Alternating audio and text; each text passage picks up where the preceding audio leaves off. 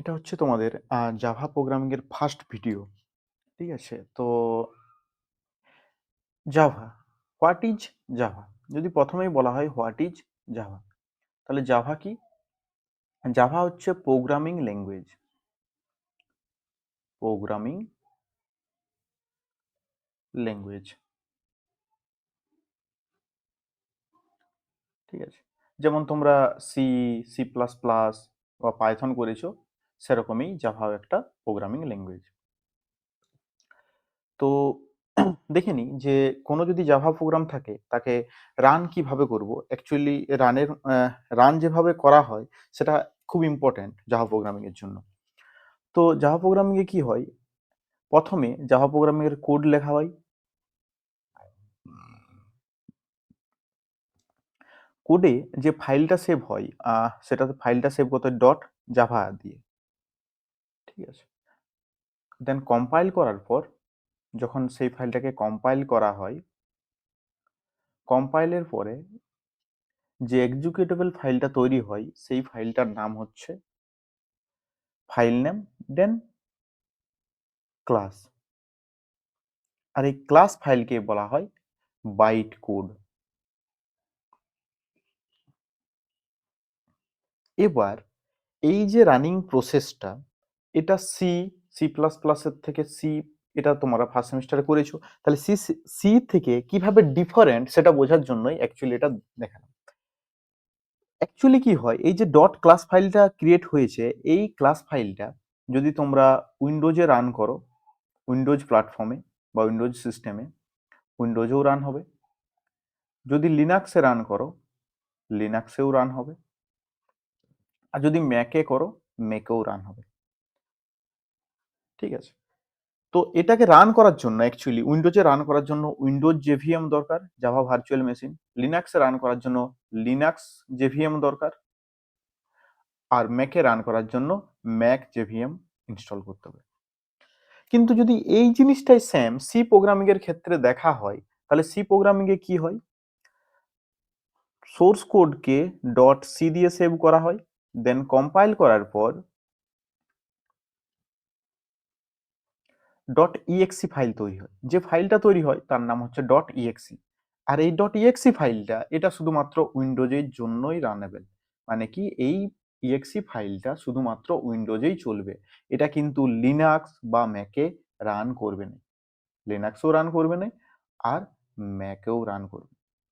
তাহলে সেই ক্ষেত্রে ইস্যুটা কি, যে লিনাক্সে করার জন্য, লিনাক্সে রান করার জন্য আবার তাকে সি এ কোড লিখতে হবে, ম্যাকে করতে গেলেও তাকে আবার ম্যাকের জন্য আবার সি এর প্রোগ্রাম লিখতে হবে, দেন কম্পাইল করতে হবে।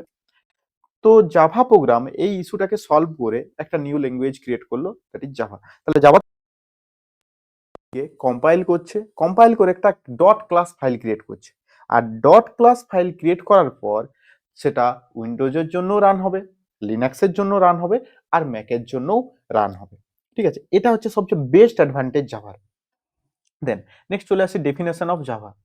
জাভা যদি ডেফিনেশন দেখি, Java is a high level. Then এই যে কথাটা বারবার আমরা যখনই কোনো প্রোগ্রামিং ল্যাঙ্গুয়েজের ডেফিনেশন পড়ি না, সি তো দেখেছি, সি প্লাস প্লাস ও পাইথনও দেখেছি। হাই লেভেলস মিনস, মিনিং হচ্ছে ধরো কোনো একটা জায়গাতে, ধরো এই জায়গাটাতে কোনো একটা লেখা আছে, ধরো একটা কাগজের টুকরো আছে, কাগজে ইংলিশ লেখা আছে। আর ধরো আমি ঠিকমতো বা ঠিকমতো ইংলিশ বুঝতে পারছি না যে অ্যাকচুয়ালি কি লেখা আছে, তাহলে সেটা আমার জন্য কি হবে, ভেরি হার্ড বা ভেরি ডিফিকাল্ট বা হাই। তো কেন হয়, কারণ এটা আমি আন্ডারস্ট্যান্ডিং করতে পারছি না, বুঝতে পারছি না। ধরো আমি শুধু বেঙ্গলি জানি, আর এই জায়গাটাতে ইংলিশে লেখা আছে, নোটসে কি লেখা আছে বা ডকুমেন্টে কি লেখা আছে, ইংলিশে লেখা আছে। তাহলে ইংলিশ ল্যাঙ্গুয়েজটা আমার জন্য খুব হাই বা ডিফিকাল্ট। তাহলে এটা আমার পার্সপেক্টিভে ডকুমেন্টের যেটা লেখা আছে সেটা খুব হাই। সিমিলারলি মেশিন, মেশিন কে বোঝে, মেশিনে কি বোঝে, জিরো আর ওয়ান। আর আমরা যে ভাষাতে প্রোগ্রামিং ল্যাঙ্গুয়েজে কোড করি সেটা কিন্তু করি ইংলিশ।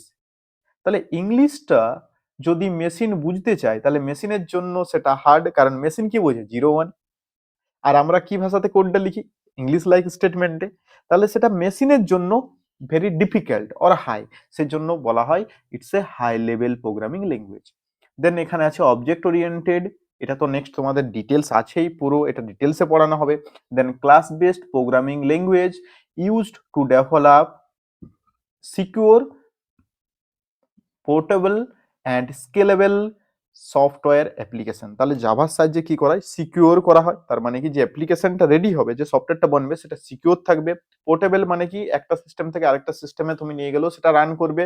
স্কেলেবল মানে কি ইন ফিউচার তাকে যদি বাড়াতে চায় তাহলে বাড়াতে পারবো।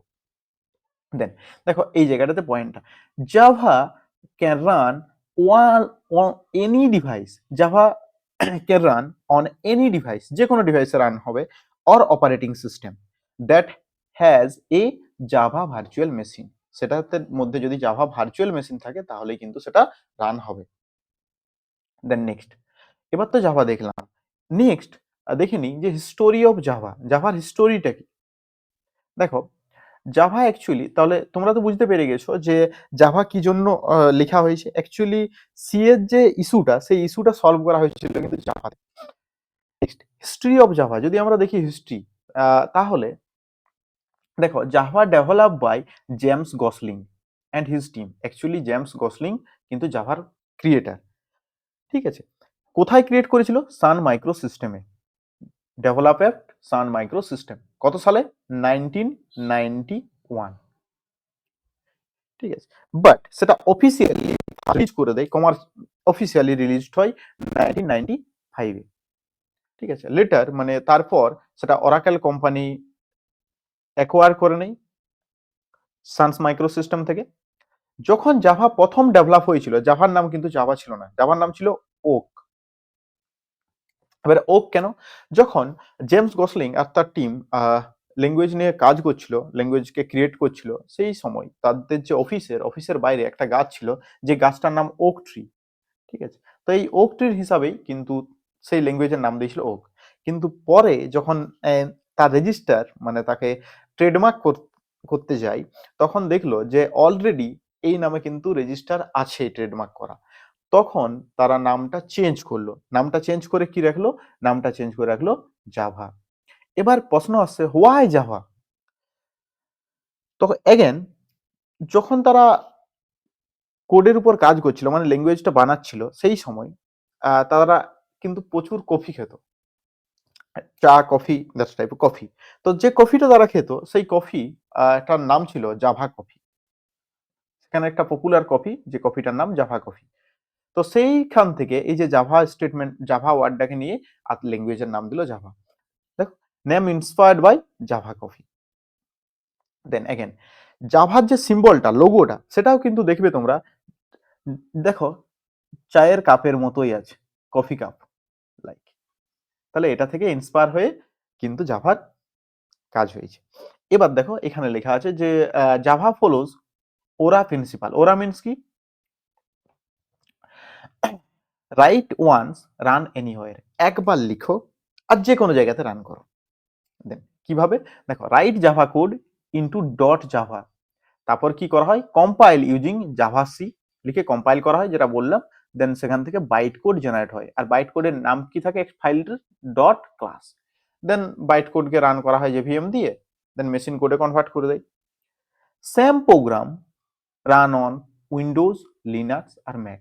একবার যদি তাকে তুমি কম্পাইল করে রান করে দাও, তাহলে সেটা কিন্তু উইন্ডোজও রান হবে, লিনাক্সও রান হবে, ম্যাকও রান হবে, ঠিক আছে।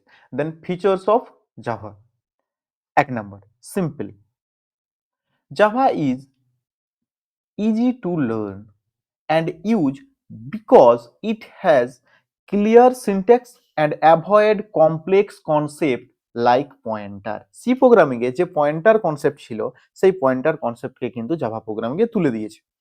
And manual memory management, manual memory ম্যানেজমেন্টকেও কিন্তু সরিয়ে দিয়েছে।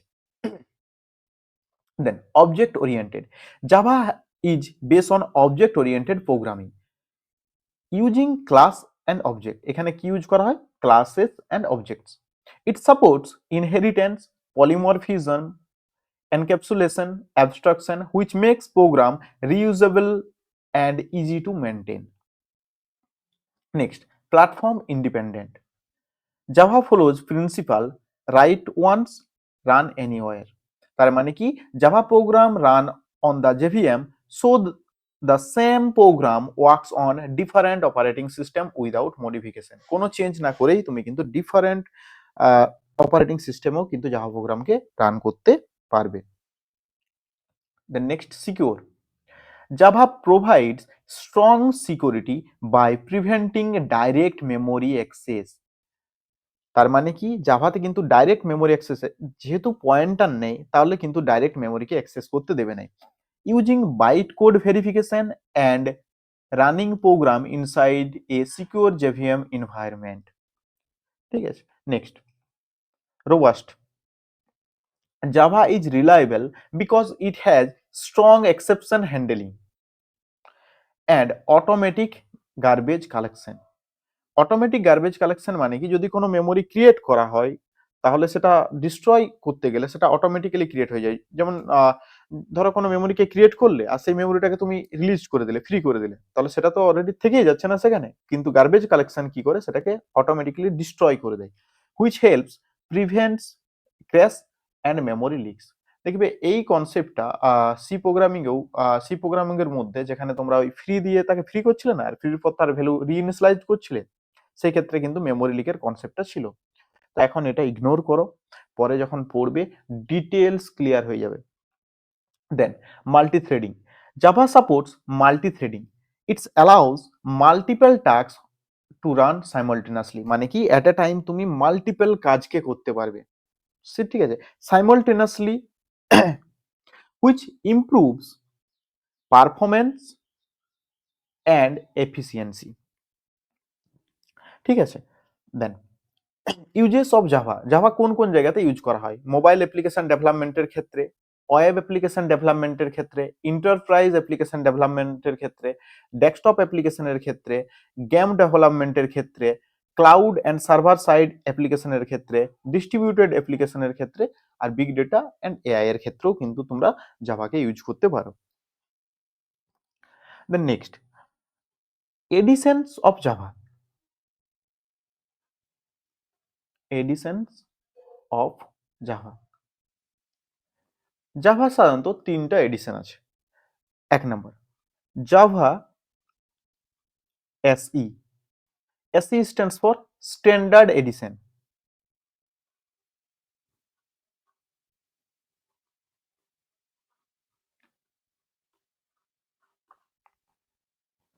একে কোর জাভাও বলা হয়, কোর জাভা, যেখানে বেসিক জাভার যে টোটাল প্রোগ্রামিং সেটা করা হয়।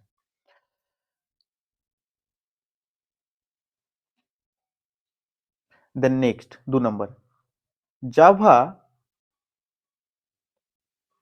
EE. EE stands for enterprise addition.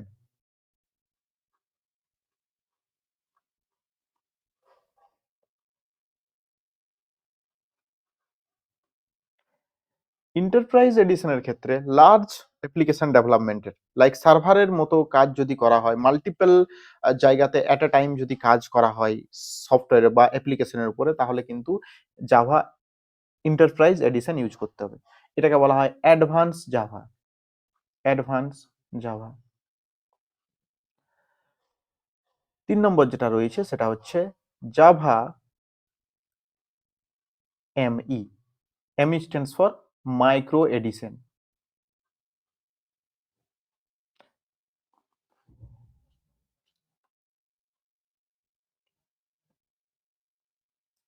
এটা অ্যাকচুয়ালি ক্রিয়েট করা ছিল মাইক্রো প্রোগ্রামিং এর জন্য, মাইক্রো প্রোগ্রামিং। কিন্তু এখন এটা আর অত ইউজ করা হয় না, কারণ এই জায়গাটাতে টোটালি অ্যান্ড্রয়েড ক্যাপচার করে নিয়েছে। অ্যাকচুয়ালি অ্যাপস বানানো, অ্যান্ড্রয়েড অ্যাপস বানানোর জন্যই জাভা এমই ইউজ করা হতো, এখন সেটাকে অ্যান্ড্রয়েড টোটালটা সেটাকে ক্যাপচার করে নিয়েছে, অ্যান্ড্রয়েড ডেভেলপমেন্ট। তাহলে কি কি দেখলাম? প্রথমে দেখলাম যে জাভা কি, সে programming language, C, C plus plus, পাইথনের মতোও। কিন্তু এই ক্ষেত্রে কি হয়, যদি জাভার কোডকে কম্পাইল করো, কম্পাইল করার পর একটা ডট ক্লাস ফাইল তৈরি হয়, যে ডট ক্লাস ফাইলকে আমরা বাইট কোড বলি, যে বাইট কোডটা উইন্ডোজের জন্য রানেবল, লিনাক্সের জন্য রানেবল, ম্যাকের জন্য রানেবল। কিন্তু কি দরকার, একটা জেভিএম দরকার। কিন্তু সেম কাজটা যদি আমরা সি প্রোগ্রামিং এর ক্ষেত্রে করি তাহলে ডট সি দিয়ে সেভ করতে হয়। যখন কম্পাইল করি তখন একটা ইএক্সি ফাইল তৈরি হয়। ইএক্সি ফাইলটা কিন্তু অনলি ফর উইন্ডোজের জন্য, লিনাক্সের জন্য নয়, ম্যাকের জন্য নয়। ঠিক আছে, দেন নেক্সট দেখলাম যে হিস্ট্রি অফ জাভা, যেখানে Java develop by James Gosling at Sun Microsystem 1991, কিন্তু অফিসিয়ালি সেটা রিলিজ করেন 1995-এ। পরে সেটাকে অরাকেল কোম্পানি অ্যাকোয়ার্ড করে নেয়। জাভার প্রথম নাম ছিল ওক, লেটার অন তাকে চেঞ্জ করে জাভা করা হয়েছে। Java inspired by Java coffee, আর সেখান থেকে তার লোগোটা যেটা রয়েছে সেটাও দেওয়া হয়েছে। Why Java is platform independent? Because Java follows ORA principle. Write once, run anywhere. এক জায়গাতে লিখো এবং যে কোনো জায়গাতে রান করো। ঠিক আছে,